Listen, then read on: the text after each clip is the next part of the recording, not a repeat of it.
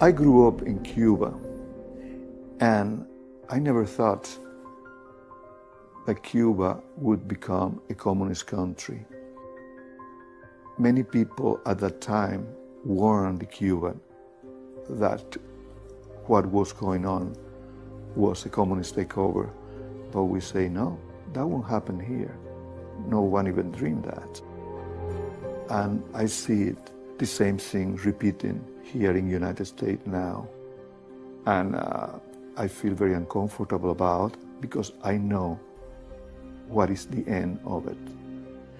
And I know that after a while, there will be absolutely nothing that the American people will be able to do. And they will lose everything they own, everything they know. And don't even think that you will be even safe inside your own house, because you won't be. They will come and get you wherever you are. They will take your arms. They will take everything, and your way of life, everything. And you will be just a pawn of the state.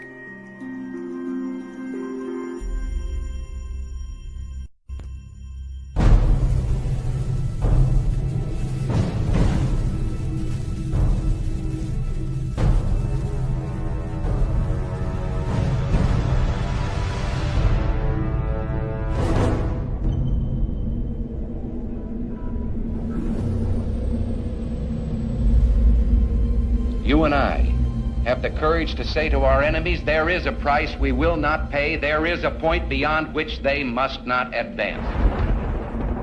And this is the point I think Americans need to comprehend. If America goes down economically, it will go down militarily. If America goes down militarily, we all go down. The free world is finished, and it'll be finished for a very, very long time. Everything, practically, is in a self-destructive mode. We're in the most critical period we've been since the Revolutionary War. You're not alert, you're not awake what's happening. They would just as soon see this country on its knees and everything equalized. That concept of collectivism, big government, is a magnet for the predator class. The plans for all this are to have everything globally in place by 2020. If we're that dumb and we allow this to happen, we deserve everything we're going to get, because we're going to get it right in the neck. We're headed into what could be a nightmare that would make all the atrocities of the 20th century look like they were a dress rehearsal.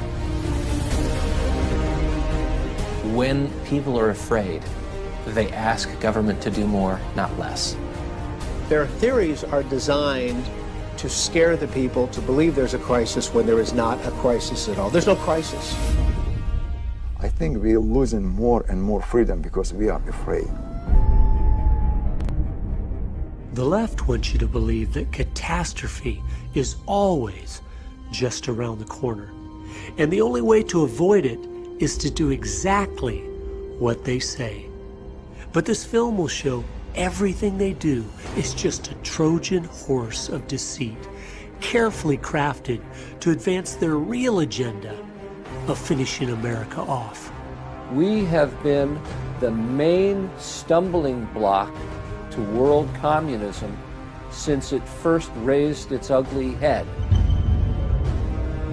From the promotion of Islam to the propaganda of climate change, from the deceit of Common Core to the manufactured economic crisis, and from their manipulation of the evangelical church to the unsustainable debt burden. This film will show the issues are simply being used as a smokescreen to hide the purposeful, premeditated, treasonous attacks on the foundations of our freedom. The war on religion has just purged us from being able to determine right from wrong. You know what Alexander Solzhenitsyn said about Russia? How the communists took over Russia? He said, we forgot God. Their stated agenda, carved in stone on a monument in Georgia and outlined in documents placed in the Ark of Hope, is to eliminate 6.5 billion people by century's end. And they will succeed if we don't stop them. This is not just a fight for the United States of America. This is a fight for civilization itself. It's everything Karl Marx dreamed of before our very eyes. I think they've pushed us over the cliff in ever since. America isn't going to fall. We are falling.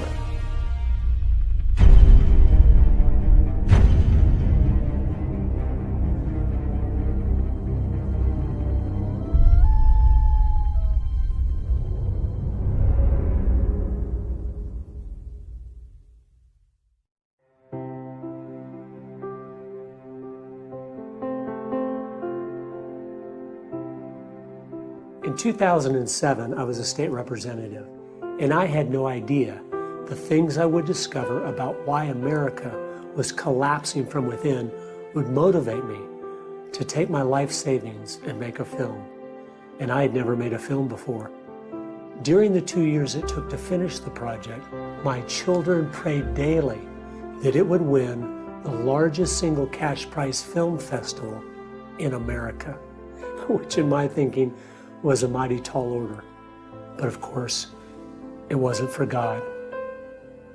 The 2010 $101,000 grand prize for Best of Festival goes to Agenda!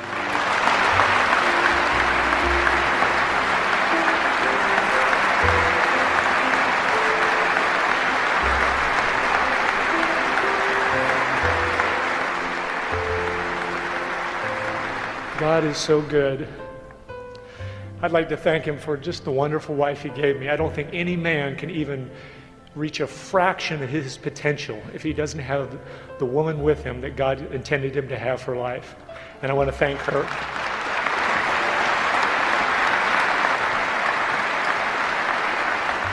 Kids, I'm giving this to you so you always remember God does answer prayers. Thank you so much.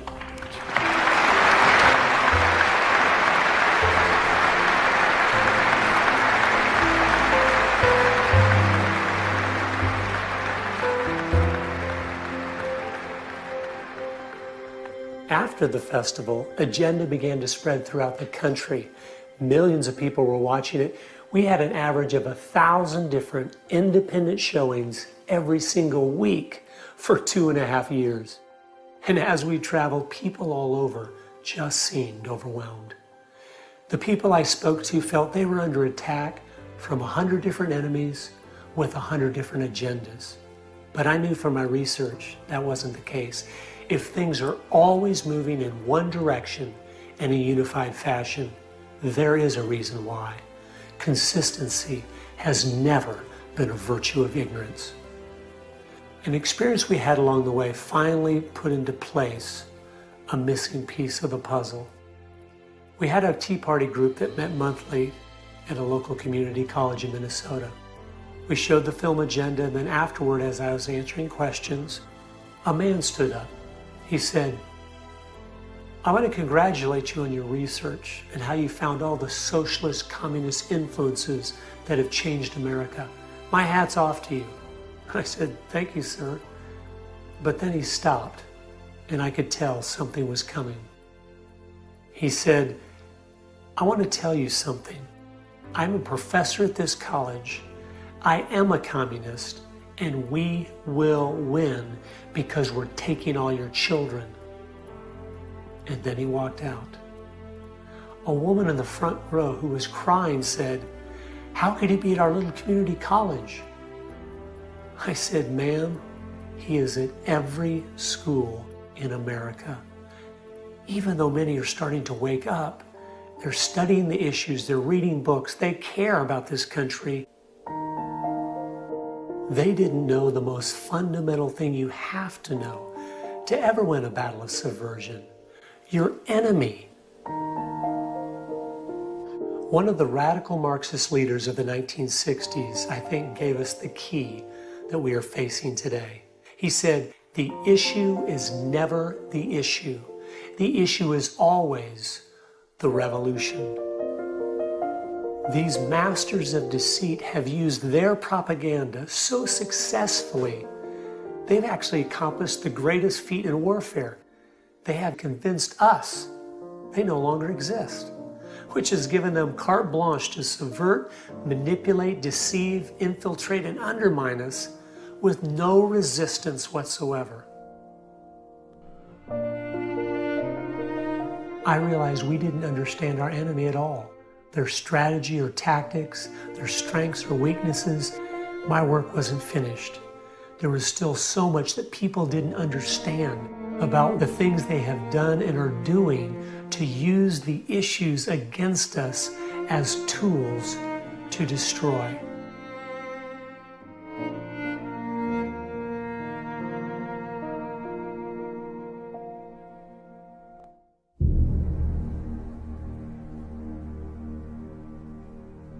"2,500 years ago, in his masterpiece, The Art of War, Sun Tzu wrote, 'If you know yourself, you will win the battle 50% of the time. If you know your enemy, you will win 50% of the time. But if you know yourself and you know your enemy, you will win 100% of the time.'" If you don't know who we are as a nation, you don't know our identity, you don't know our history, you don't really understand the price that's been paid for America, then anybody can lead you astray. Once we understand who we are, it will be easy to identify our enemies by those that are attacking the foundations we stand upon. So before the last 100 years of subversion, who were we? What made America the greatest country of all time? God established 3 institutions: the family, the church, and the state. And He told us exactly what their authority was to be and what was within their jurisdictions. America's greatness was that we followed God's instruction on how those institutions should be run. All 3 were created by God to protect each individual person from being abused by the collective. Every attack against us today is aimed at destroying those distinctions. It's interesting to note the Communist Manifesto states the communist goal is to destroy the family, the church, and the state, all 3 of God's institutions. So regardless of how well-intentioned, the enemies of America are all the people and groups that seek to transfer the authority God gave the family and church to the state. And they are collectivists.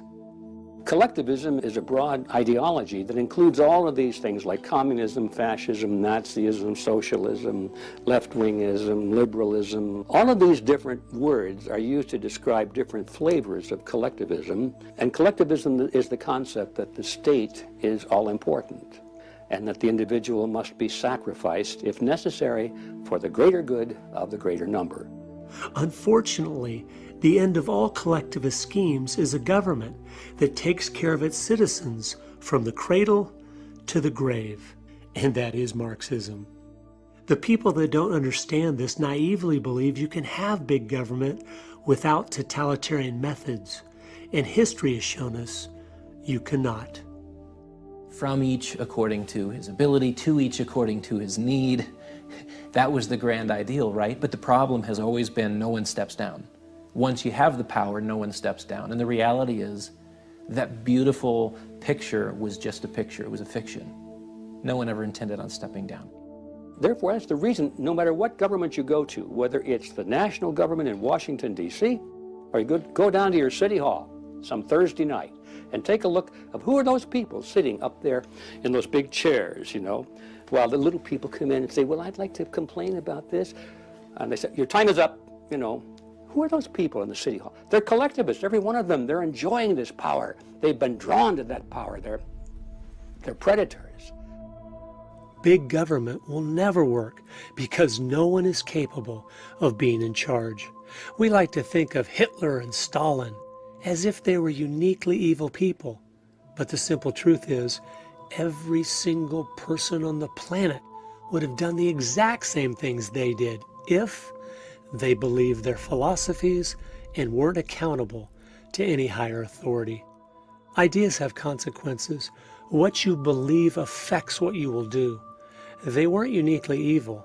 They were sinful men like the rest of us, but they had exceptionally bad ideas, the same ones we are playing with today. America was based on the opposite concept of individualism, was that the purpose of the state was not to govern the individual, but to protect the individual. The individual was supreme, and the state was the servant of the individual. In America, valuing each person, this is biblical. This comes from Christianity. You go to communist countries or Islamic countries, life is not valuable. You know, you kill, so what? You can put it in whatever package you want, but the facts are, the mantra of our age being accepted worldwide is from each according to his ability, to each according to his need. And that is communism.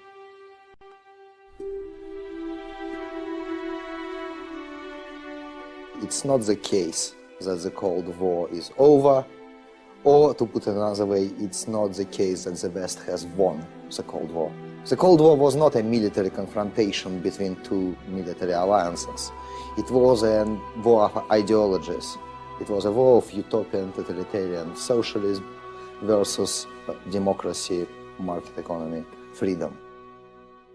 I interviewed a New Zealander some years ago who infiltrated the New Zealand Communist Party and was sent to the Soviet Union to train at Lenin's Institute for Higher Learning in 1983.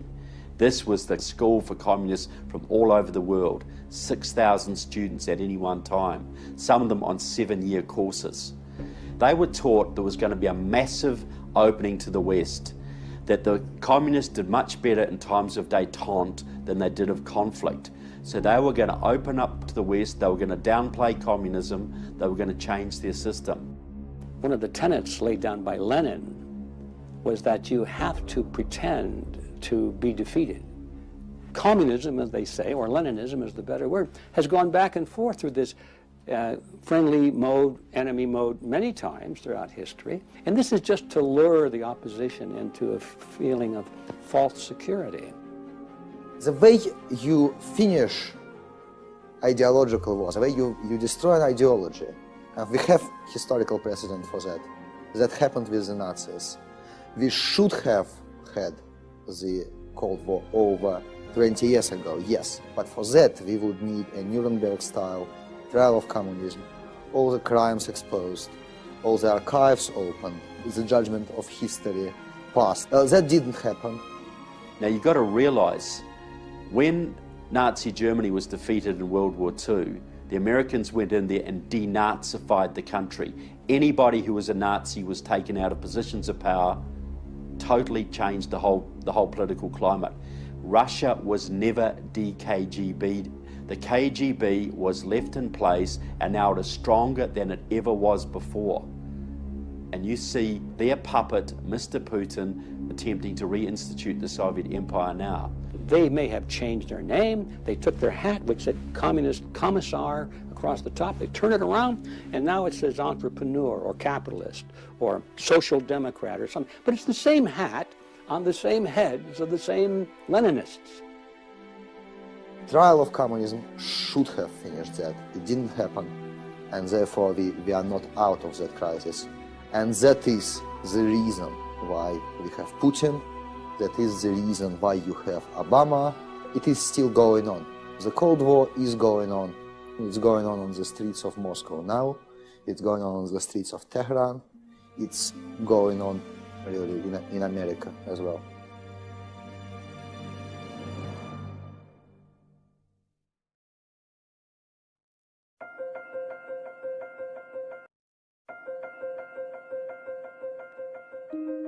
Let me give you, if I might, an example. They have a particular program they want to implement, and they go in and they ask for everything. They ask for everything, and they're aggressive about it. They push ahead.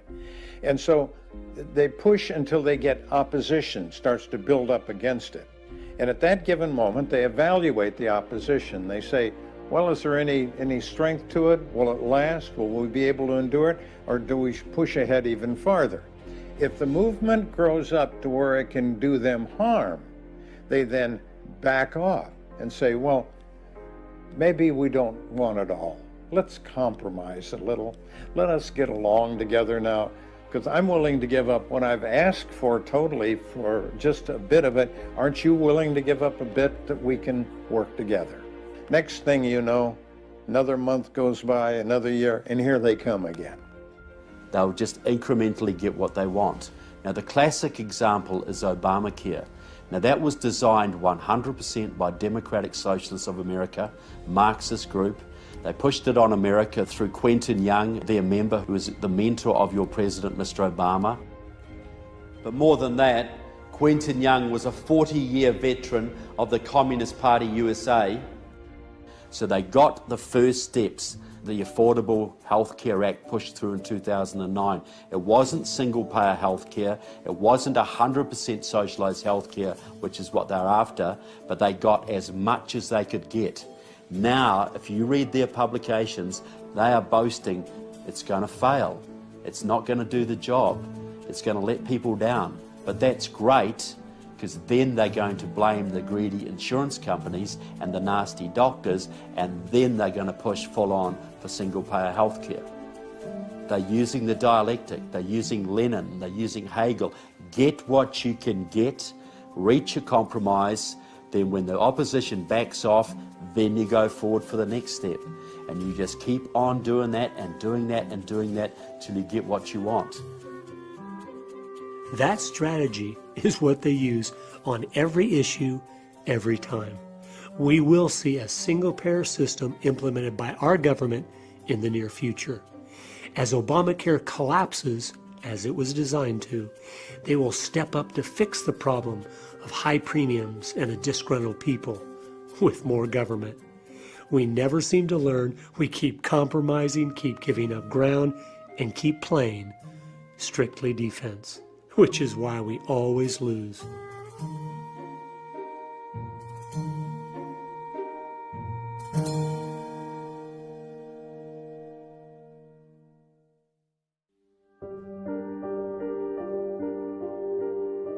We are in a dependent state, and when you go to the voting booth, you get to vote your self-interest. So, real issue, a real concern when you don't have a voting base with some skin in the game, as much to lose as to gain.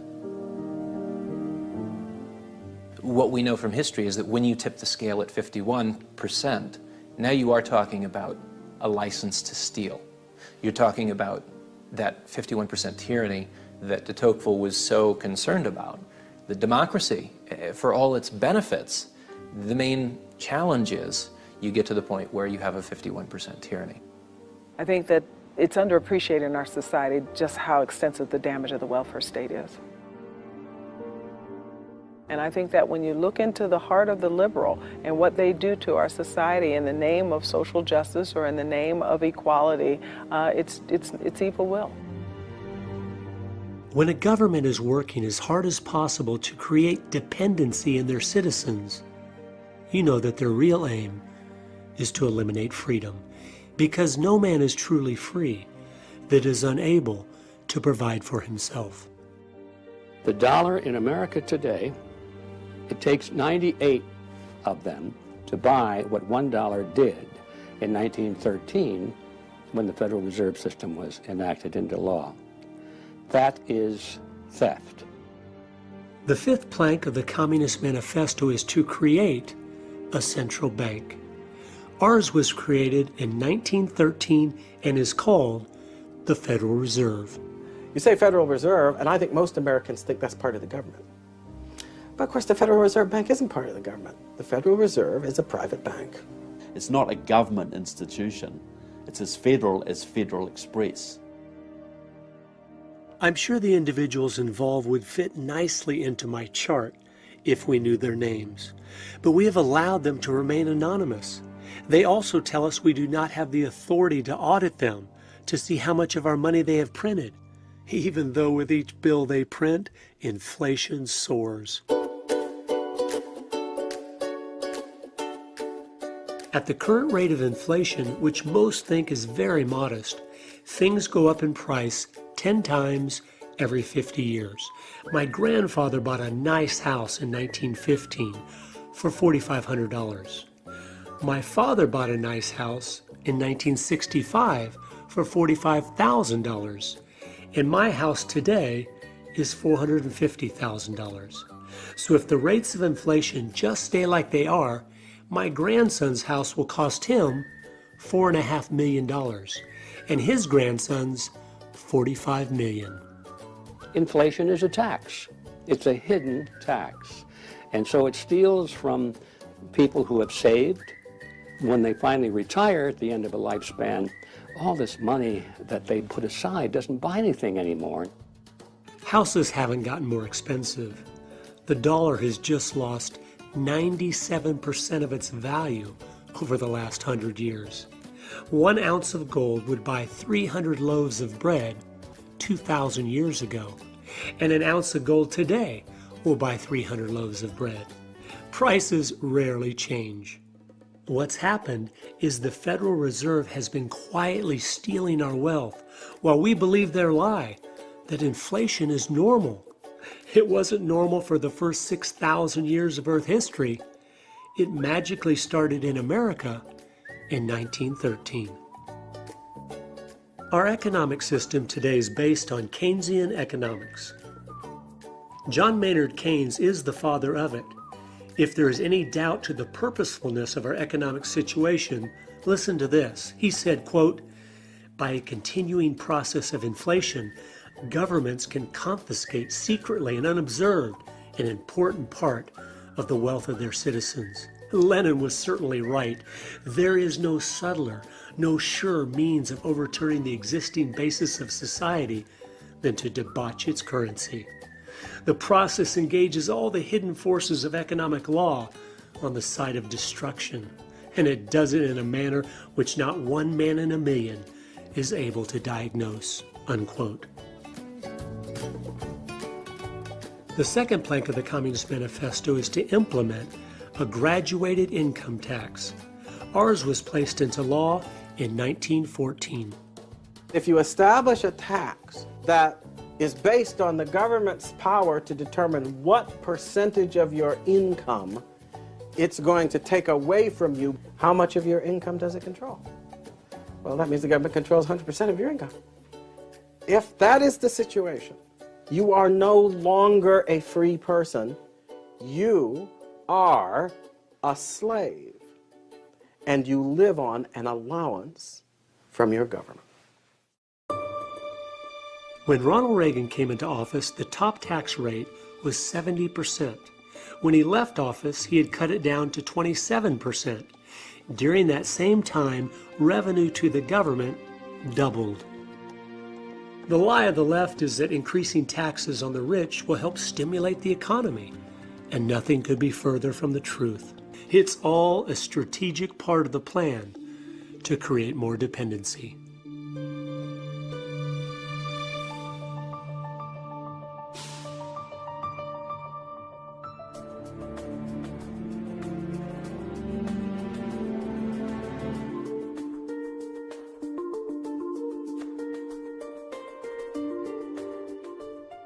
People wonder why our free enterprise system isn't working anymore.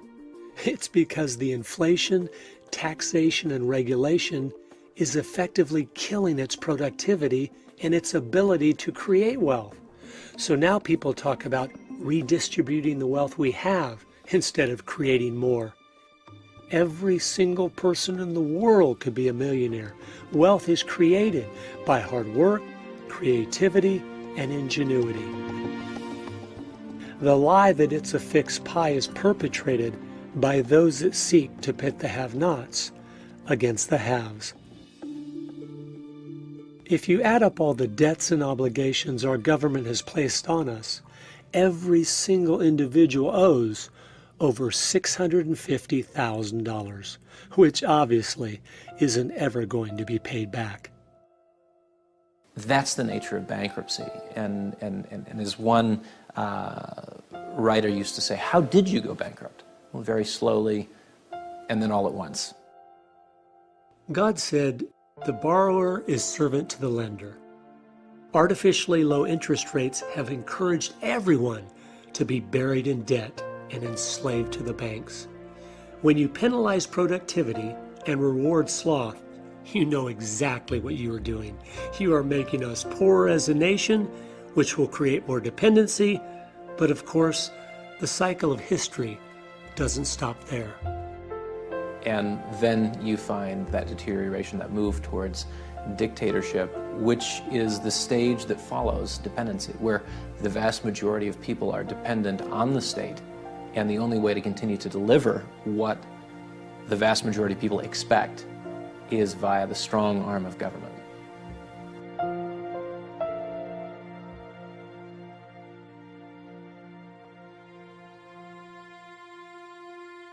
If you look at how do you change society, well, one of the things you obviously do is you go after the next generation.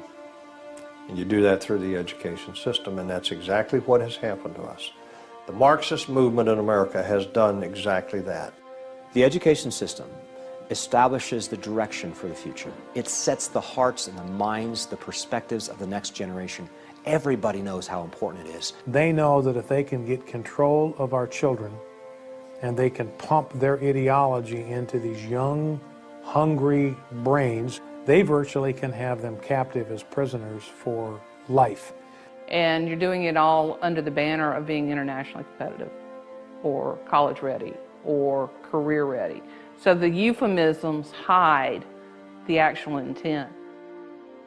The father of global education, Robert Mueller, was the Assistant Secretary General of the United Nations and the creator of the World Core Curriculum. He said the goal was, quote, to promote growth of the group idea so that group good, group understanding, group interrelations, and group goodwill will lead to group consciousness, unquote. His World Core curriculum was pushed in America by George Bush Sr. as America 2000, which was renamed by Bill Clinton Goals 2000, which was then given a facelift to become George Bush Jr.'s No Child Left Behind, which was the driving force behind Barack Obama's Common Core. It's all the same thing, Republican or Democrat, progressing down the same road of complete brainwashing. Since John Dewey, the entire focus of education by the elites has been to, as quickly as possible, move the children to a collectivist mindset. The 10th plank of the Communist Manifesto states, provide a free education by the state for all children and to combine education with industrial production. Bill Gates has teamed up with the United Nations to build the model that will have our schools simply be a tax-paid training ground for corporate America. In the end, most of this tracks back to people who would benefit financially from a more government-centric economy because they're at table. They're already political players. They don't want to worry about competition. Not only is competition eliminated, but employees are created. The type that would be content to work 60 or 70 hours a week in a dead-end corporate job that just paid enough to survive. Traditionally, Americans would have had no interest in that. They would have wanted to use all the individual talents and abilities that God had given them. They wanted to do 100 different things in their life. Invent things, start new businesses, change the world. And the elites didn't want any of that, so it had to be destroyed. It's like we're going after Marx's vision and at the same time making it impossible as well, because the mind arson necessary to get an amenable voter means that the wealth that you're planning on redistributing is really gone. You just don't know it yet. Just as I was beginning to dig in, I realized I was making a big mistake. The temptation on all these different issues is to not accept the reality of how things really are.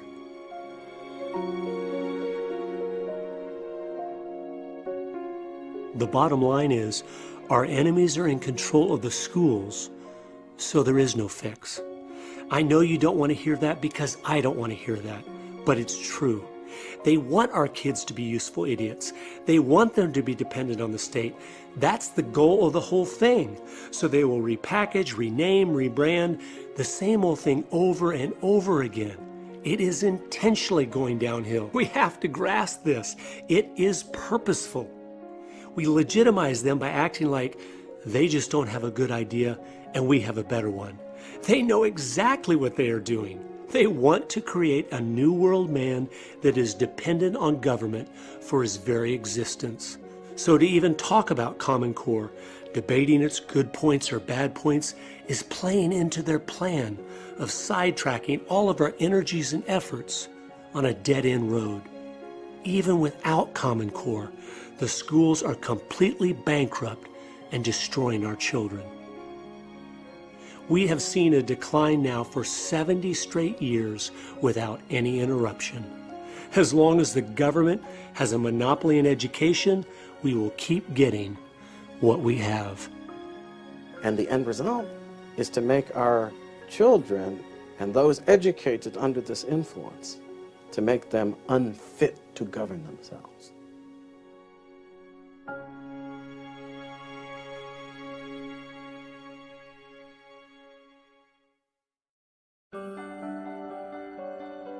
We wonder why it's hard to get a good candidate anymore for President of the United States. Well, let me show you how education affects politics. In 1980, there were approximately 40% of Americans that were conservative, 10% liberal, and 50% undecided. And since even our numbers show that they are capturing 85% of our young people each year through the educational system, this is how it plays out. In 2012, America was divided at 30% conservative and 30% liberal, with 40% undecided. By 2028, it will be 20% conservative, 50% liberal, and 30% undecided. And by 2036, only 20 years from now, it will be 10% conservative, 70% liberal, and 20% undecided. This is simply demographics, and there is no quick fix to change this. 2016 is the last election in my lifetime where it will even be possible to get an actual conservative elected.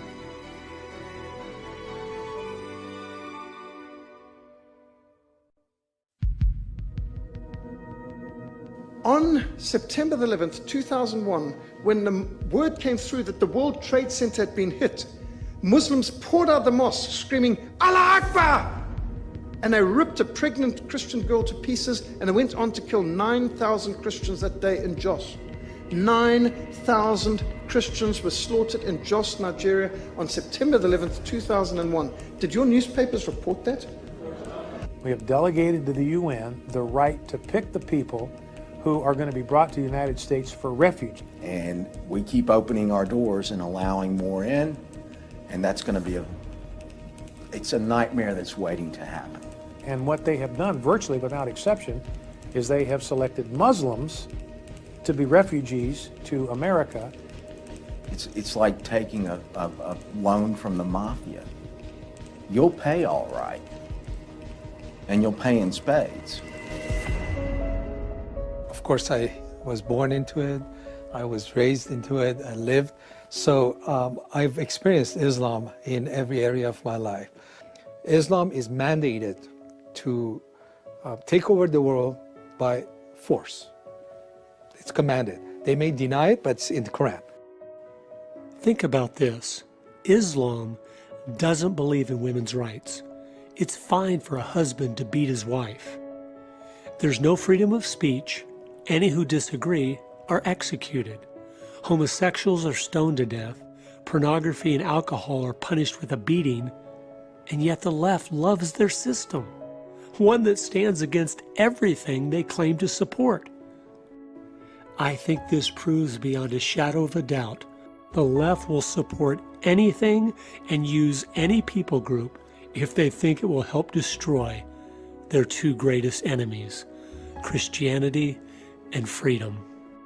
They no more care about Muslims, the poor, women, blacks, the environment, or the children than they do about an unborn baby's right to life, a Christian's right to free speech, or a balanced budget. It is all a lie, 180 degrees opposite of the truth. Only 16% of Islam is a religion. The rest of it is a legal system, a geopolitical system, a military system, a dress code, a moral code. It's a lot of other things, but it's not a religion. How come countries like Iran, when Islam is implemented, there's so much brutality against your own people? Why there is no peace? Why there is fear? That's what an Islamic country is like. Those people who say that Islam is a peaceful and tolerant religion, if the most violent and intolerant religion in history can be called peaceful and tolerant, what do we call the Amish and the Mennonites? It is well documented certain fact that international terrorism was invented by the Soviets in the first place. I mean, you can't argue against this. Seeing all the documents, they were training, financing, arming all the terrorists. Originally, those were left-wing terrorists called normally liberation fronts, liberation movements, these kind of things. That was the plan of Yuri Andropov.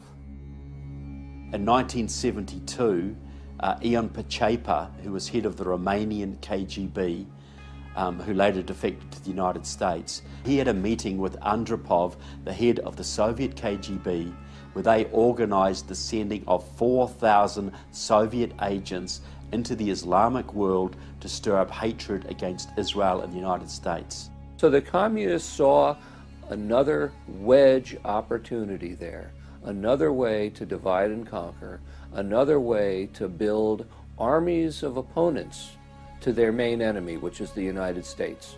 We know that the Marxists were infiltrating the American Christian churches 80, 90 years ago, getting into the seminaries. Well, do you not think they were also infiltrating the Islamic seminaries in the Middle East? They realized these people have the same goal of world domination. Let's infiltrate and become the leaders, and then use these people to accomplish our goal.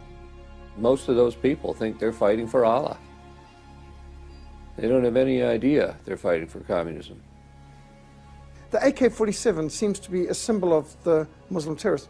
They didn't invent or design or produce the AK-47. It was provided to them by the Soviets. In fact, all the weaponry, whether you're thinking of the MiGs they're flying or the high-end helicopter gunships that they're strafing and machine gunning our missionaries and teams with in Sudan, it all comes from the Soviet bloc and from Red China. The Soviets established and set up and ran the Palestine Liberation Organization. Today, the Taliban in Afghanistan is as much Maoist as it is Muslim. A few years ago, in 2006, Pavel's mentor, Alexander Litvinenko, a Russian KGB agent who had defected to the West, was poisoned by Putin with radioactive plutonium-210. He revealed before he died in London that the terrorist attacks against Russia had been done by the KGB, so they could blame it on Muslim terrorists to make it look like they were opposed to radical Islam too.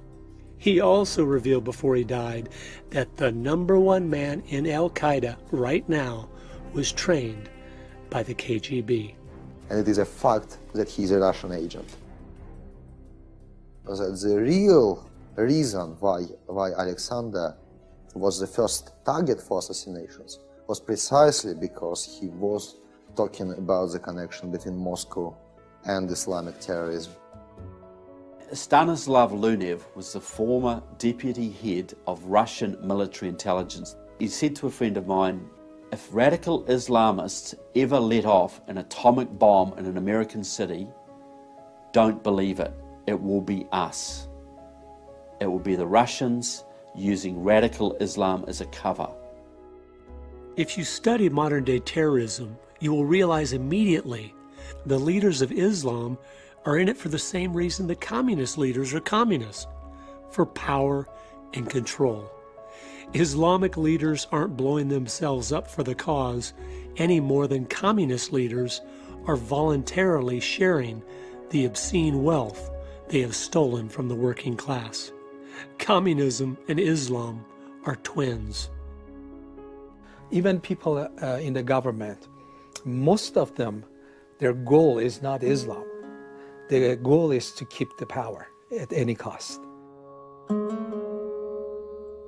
You might say that when they win, that the communists and the Islamists will fight amongst themselves over our bodies, and maybe that will happen.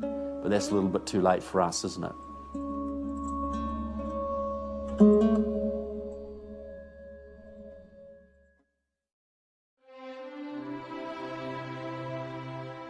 Missionaries were being machine gunned on the roads.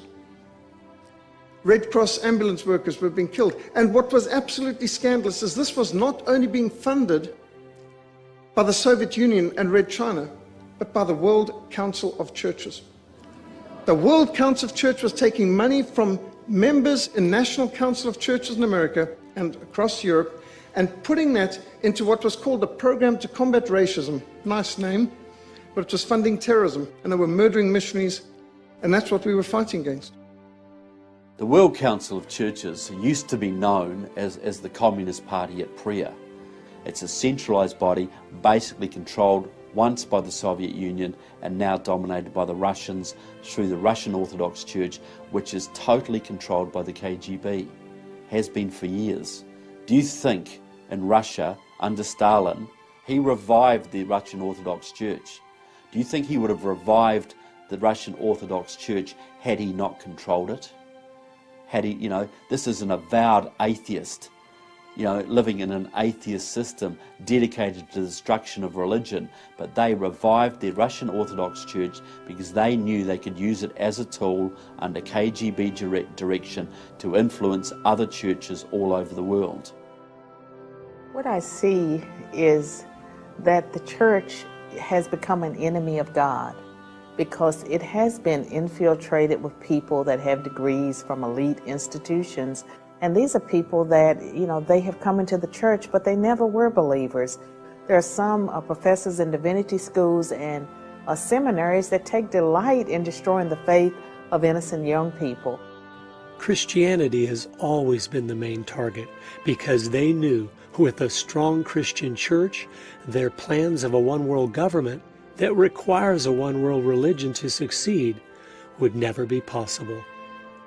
And I think that's why Christianity is a religion that people intent on despotism don't want around. The surest sign that the elites in our society are up to no good, just as the founders of our country predicted they would be, by the way, is that they're trying to get rid of Christianity. Because Christianity is what encourages people, emboldens people who live according to good conscience, acknowledging God, to stand firm in the right. Step one was to remove God's word, the absolute authority and standard of the church. It's as if the uncomfortable things that hold us accountable have slowly been scrubbed from the message from the pulpit. What was sin 2,000 years ago is sin today. And that's a message I think we need to hear quite often from the pulpit, and I don't hear it that much. Research shows the majority of Americans don't believe anymore that the Bible is God's word. But a more amazing testimony to the left's success is the vast majority of seminaries in America don't either. They realize that if you can influence churches, you can influence millions of people. So a lot of these people have had an end game in view, and part of the end game is seeking to enlist the church as pawns in their game. Step two was to force real Christianity inside the four walls of the church, while sidetracking those that were just religious with do-gooder causes. We Christians in the West, we are not even aware how much oppression we have in the U.S. We are persecuted without knowing it. They have told us, Christians, you can't do this. I said, yes, sir, we won't. You can't do, witness at your work. Okay, yeah, I won't. You can't talk against sin. Okay, sir, we won't do it. And so gradually, we Christians, what they allow us to do, okay, you can gather in your churches on Sunday, worship the best you can, and then go home. And we have accepted that type of Christianity. We have accepted that we should not and we cannot influence our society or the government. We have accepted those limitations that the enemy has put on us, and we have withdrawn into ourselves without even realizing it. Something that is obscene is something that shouldn't be brought into public. When are Americans, particularly people of faith, going to realize that over the course of the last 60, 70 years in our country, we have allowed them to redefine the world so that Jesus is obscene, so that God is obscene, the Ten Commandments are obscene, kids wearing a t-shirt that says Jesus saved, kicked out of school, people wearing an F word all over their clothing, they can wander around. As I dug in to find out how this had happened, I came across testimony from the Congressional Record in 1953. Manning Johnson, who was a top communist official, testified. He said, quote, "The communists discovered that the destruction of religion could proceed much faster through infiltration of the church. It was determined that with only small forces available, it would be necessary to concentrate communist agents in seminaries and divinity schools. These institutions would make it possible for a small communist minority to influence the ideology of future clergymen. The idea was to divert the emphasis from the spiritual to the material," unquote. The testimony continued with Benjamin Gitlow, who was one of the founders of the Communist Party USA. Quote, "The Methodist Federation for Social Action was first organized by Dr. Harry Ward. Its objective was to transform the Methodist Church and Christianity into an instrument for the achievement of socialism," unquote. Dr. Harry Ward was not only a communist, he was also a member of the Fabian Socialist Society. His good friend and fellow Fabian was Dr. Walter Rosenbusch, and unbelievably, those two men started what is today the National Council of Churches. Unfortunately, most Christians these days are tragically biblically illiterate and are accepting anything that comes down the pike that has the name Jesus stamped upon it, but it's not the agenda of the Jesus of the Bible. It's basically a satanic agenda which is seeking to displace Jesus and exalt the worship of man and creation over the Creator. The communist goal was to turn their number one enemy, the Christian church, into their greatest asset. That monumental task is almost complete. They are turning the evangelical church into a counterfeit that worships a false God, one they have created that is only love, with a false gospel, a do-gooder works salvation instead of Christ alone, and a false mission, saving the planet instead of fulfilling the Great Commission.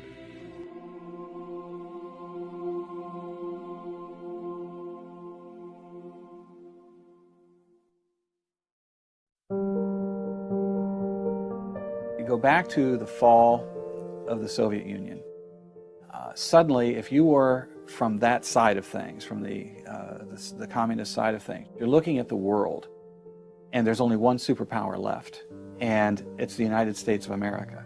It is the only nation on earth that is built on the ideals of limited government, free enterprise, individual liberty, private property rights. So now you've got this one superpower that is completely opposed to everything you believe in. What do? Well, the word came down to harmonize the United States into the rest of the world. You know, what would get us to do that? What would get us to throw our liberties on the bonfire like a good old-fashioned book burning? Environmental Armageddon became the choice. You've got to save the planet. And that became the mantra. And Americans bought it hook, line, and sinker. The environmental movement became the most popular movement in the country, and people were willing to be led in any direction if it meant protecting the environment. And that's pretty much how we got there.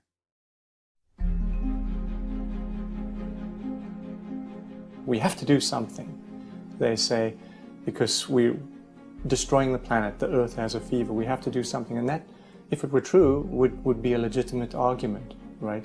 But if you're screaming fire in a crowded theater, then it's a wicked argument to make when there's no fire at all. You're just trying to move people.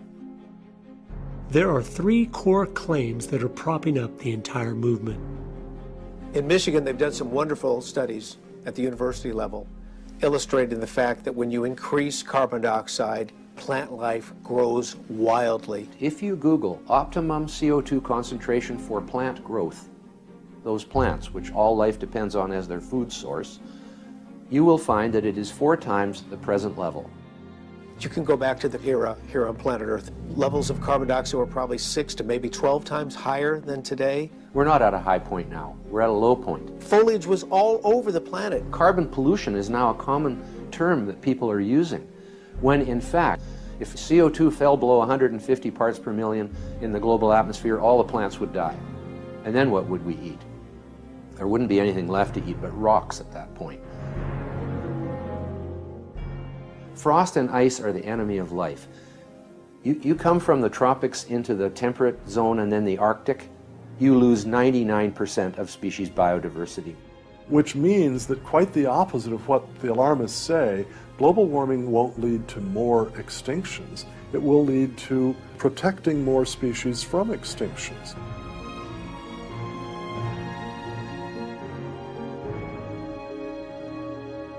Over 115 different countries and territories are dying off by not having the 2.1 children per woman that is necessary for a country to survive. Population has increased in recent years because of modern medicine, and our environment has become so much cleaner.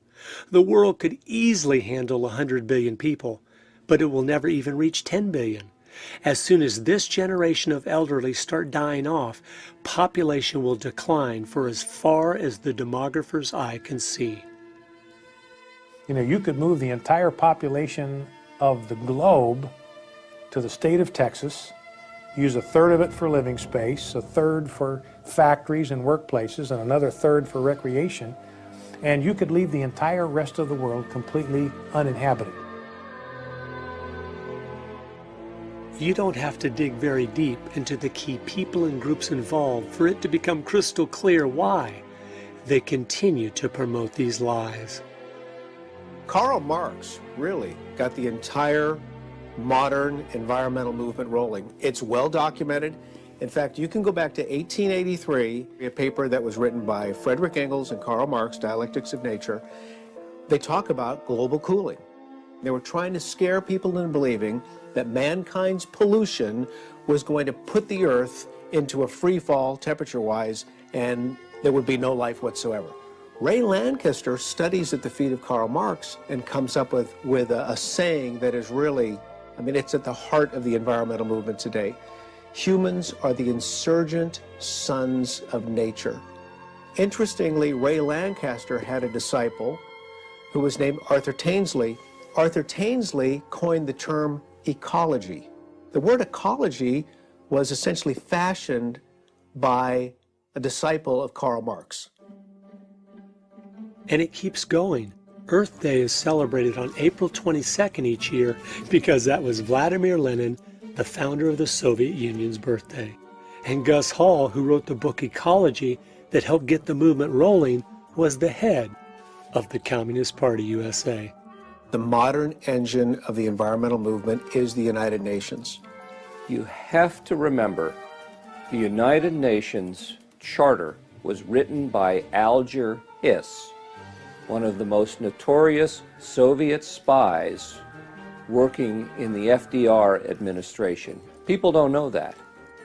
When my friend was training in Moscow, the Soviets were openly telling all of their students from all over the world, the United Nations is our thing. We own it.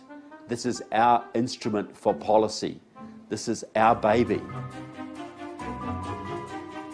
Maurice Strong has headed up the entire environmental program of the United Nations for decades and is the father of Agenda 21. He said, quote, Agenda 21 is a blueprint for constructing the new world order. It is vital people grasp this, unquote. He picked Gro Harlem Brundtland to write out the world's environmental agenda in a document titled Our Common Future, which is where the term sustainable development was used for the first time. Guess who she was? The former vice president of the World Socialist Party, the group that Karl Marx himself started. The icing on the cake is the next player I came across, Mikhail Gorbachev, the murderous communist dictator. Guess what he did immediately upon stepping down from the Soviet Union? He started an environmental group, Green Cross International.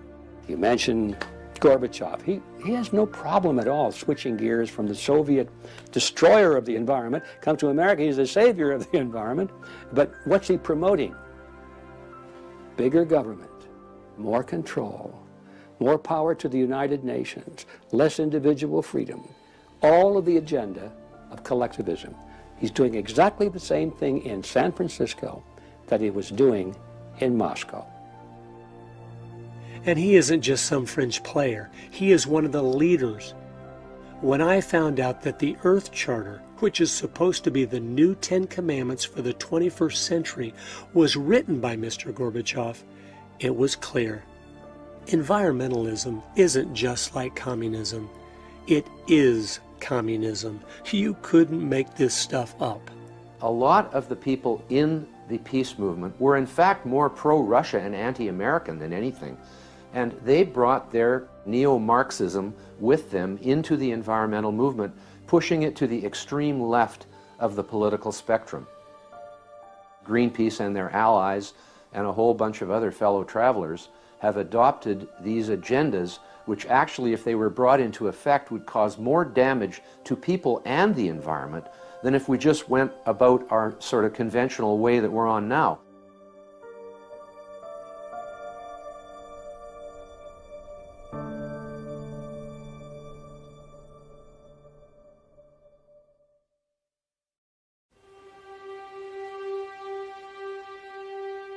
In 1995, the Marxists, Democratic Socialists of America, 7,000 members, Gramsciist communists, they believe in revolution through infiltration, they took over the AFL-CIO.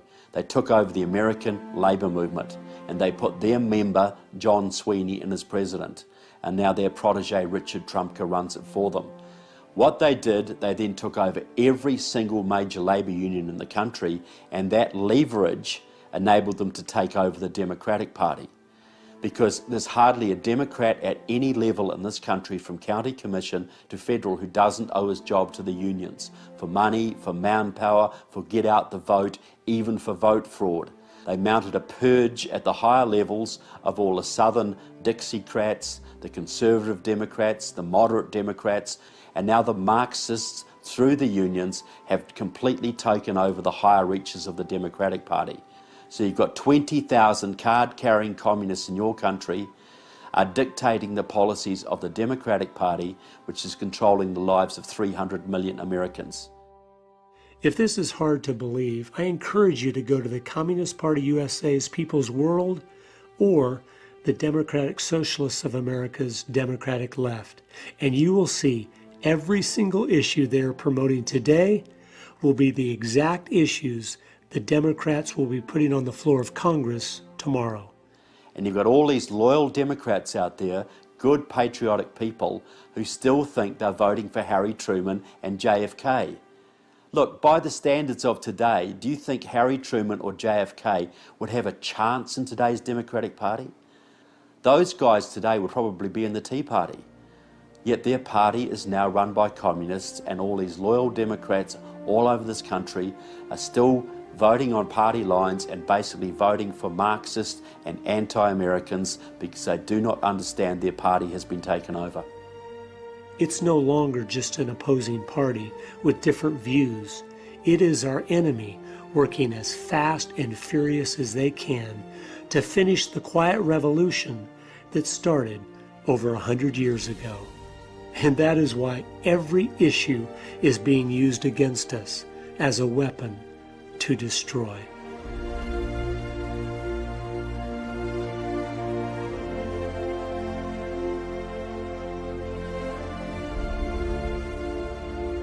So the process is simple. The Marxists set a policy. It might be socialisation of student loans, or green jobs, or cap and trade, or card check, or a New START treaty with Russia, or Obamacare, or immigration amnesty. They're behind the campaign to end fracking. They're behind the gutting of your military. They're behind the dumbing down of your schools and Common Core. All of these programs that are affecting every American every day is being orchestrated by small Marxist groups who have been able to take over the labour movement of this country, and by doing that they then took over the Democratic Party and are now running the country. They're effectively running the country. I contend that sooner or later they will use violence.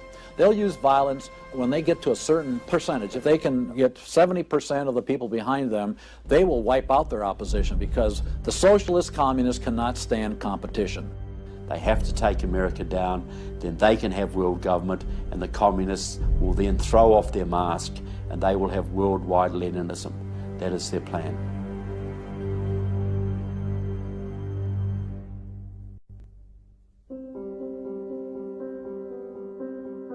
Like my pastor, he spent 5 years in prison. My cousin's husband, he spent 9 years in prison. He was a pastor.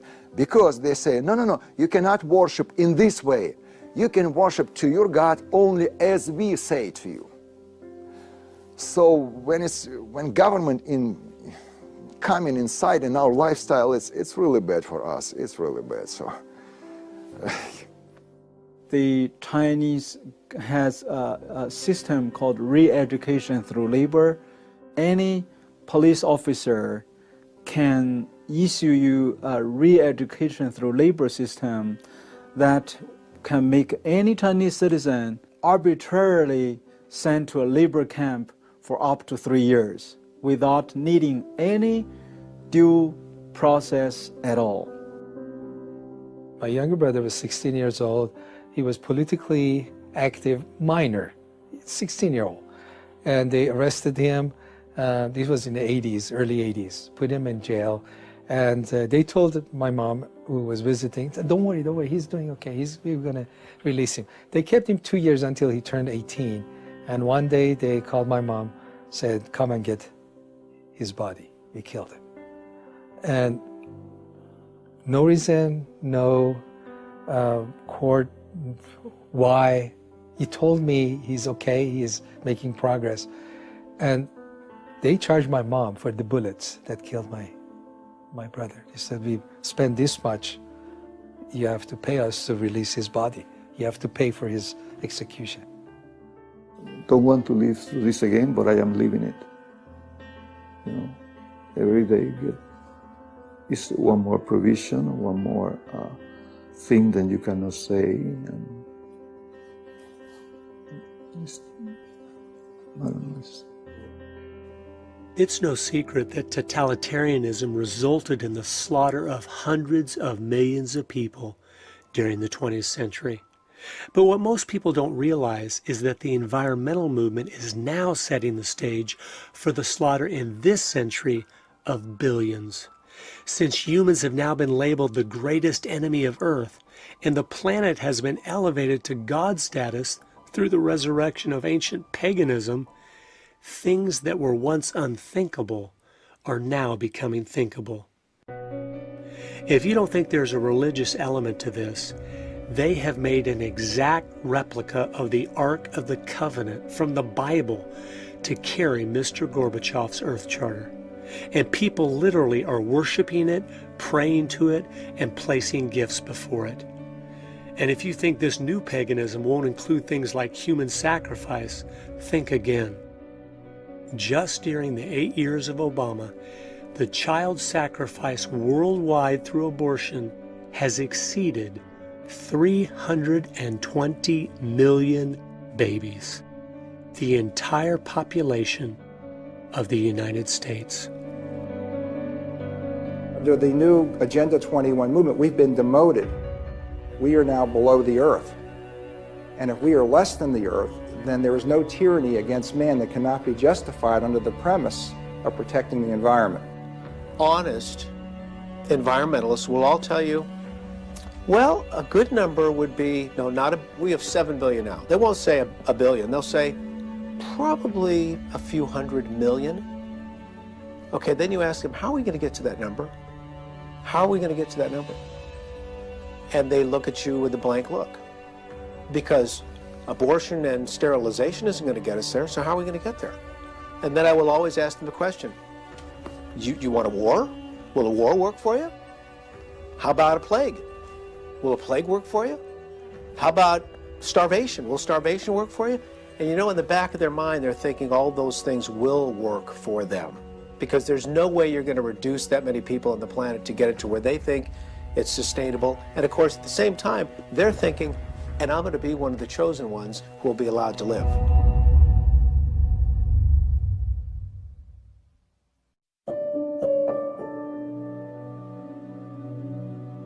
The odds are against us. We have seen the trends move in the direction to oppose the Christian faith, to oppose family, freedom. Socialism is on the rise. And I think people are intimidated by the giants. What we need are Davids who show up and say, who is this uncircumcised Philistine who should defy the armies of the living God? Who does this big guy think he is? And then you go and get your 5 stones and you launch one into the head of this thing. That's what we need. It takes a certain commitment to not an election cycle, but an intergenerational commitment to ideals which, if implemented, can change society. We've seen it happen for the other side. We should expect nothing less than the same kind of time frame and the same kind of pledge. Only ours, I think, is more deeply. Our lives, our fortunes, our sacred honor. Honor fits in. And the Republican Party has an establishment that has given us some losers for candidates. It's time for the grassroots to rise up and reassert itself. Listen, as Christians, we have a spiritual, moral obligation to vote. We have to go into political office. We have to network with each other. We have to dislodge these professional politicians and collectivists. And there are people who think that the job of precinct committeeman is the most important. We have to take back over the Republican Party. I attended my first county Republican meeting in May of 2006. Within a couple months, I was asked to be the precinct committeeman for my area because the position was empty. And then, only 11 months after I attended my first meeting, I received a call one morning from the governor asking me to be the new representative from my district. Did you know about 35% of the precinct committeeman positions are empty nationwide? We need to fill them with real conservatives and take the party back from the ground up. Number one, we need to bank locally at small independent banks so the money stays in our communities to make them stronger and more self-sufficient. Stop using the big banks. We are funding our own destruction with every dollar we give them. Number two, we need to get out of debt. This will make us economically stronger as individuals, which will make us stronger as a nation. Number three, be productive. Start new businesses. 100 years ago, 70% of Americans own their own business. Today, it is less than 20%. Fathers need to come home and start utilizing the incredible potential of their families in creative home businesses. Number four, mentor youth to be entrepreneurial. That is where the money is and true independence. It also eliminates the need to go to college, where we are losing all of our children. And number five, buy USA every time you can. It keeps the money home instead of funding our enemies. It provides jobs for Americans. And most importantly, it stops rewarding all the countries of the world that have enslaved their people for profit. Well, I think the worst thing that a Christian can do today is send their children to these cesspools we call schools. They're not public schools, they're government-run schools.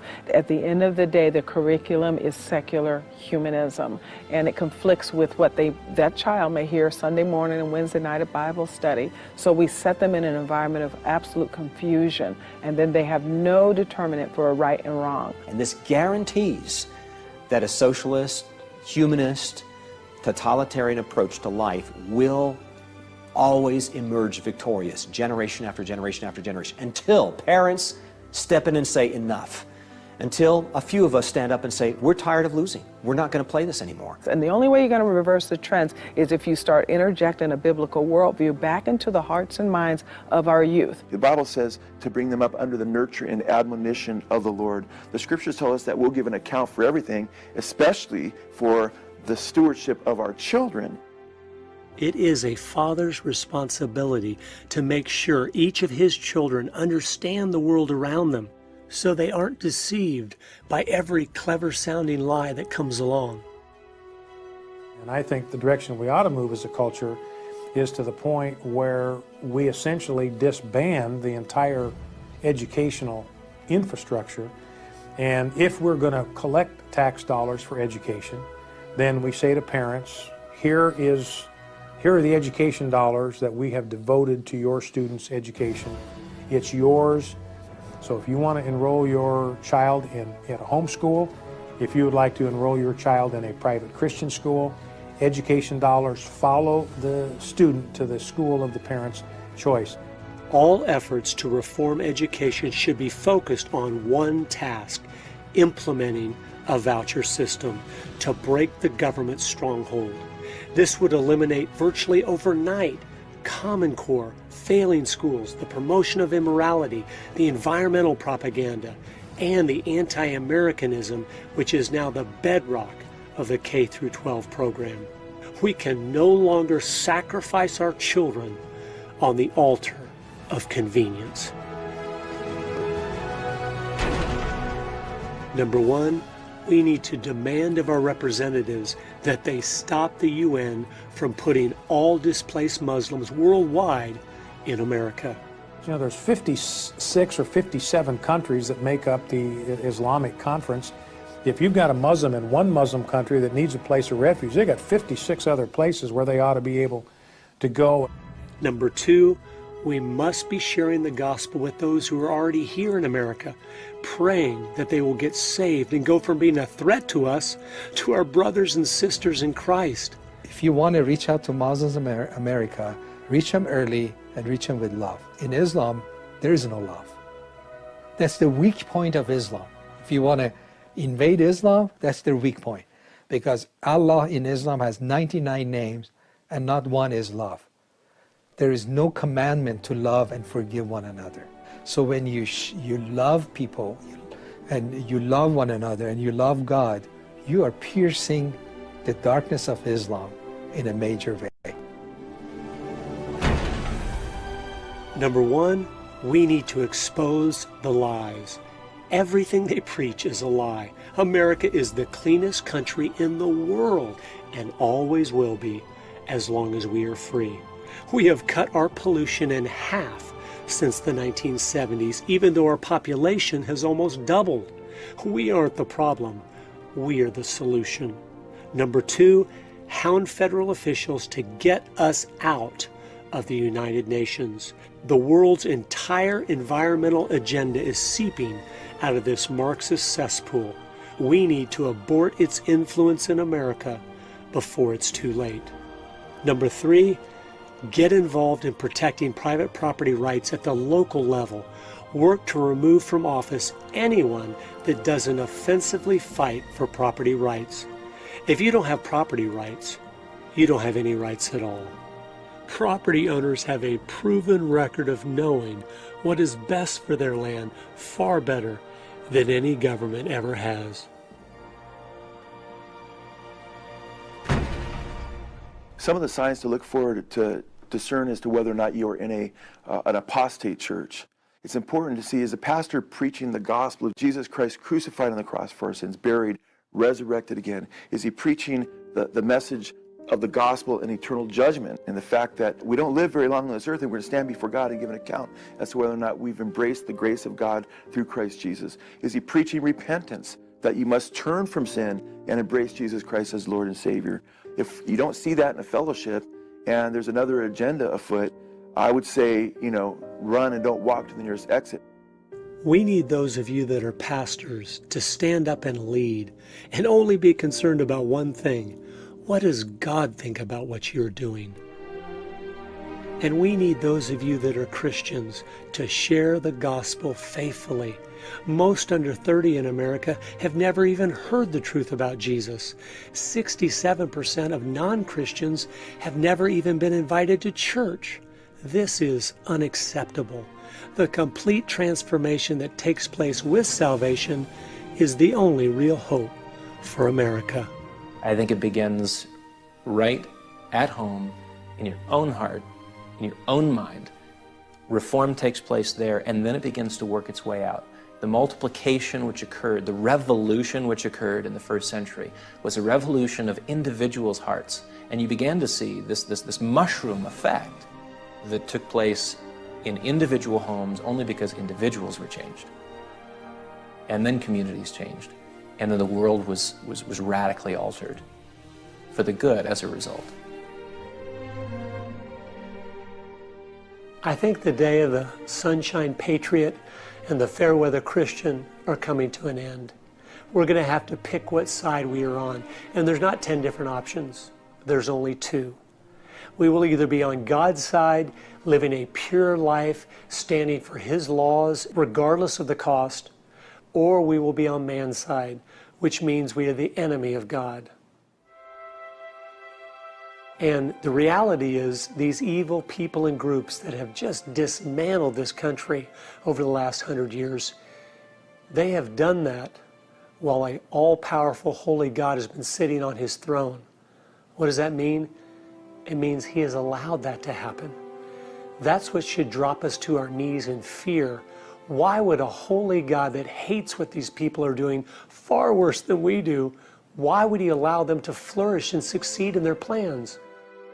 Well, I think if each one of us looks inside of our own heart, on our knees before God, and says, God, what have I done that has caused you to remove your hand of blessing from our country?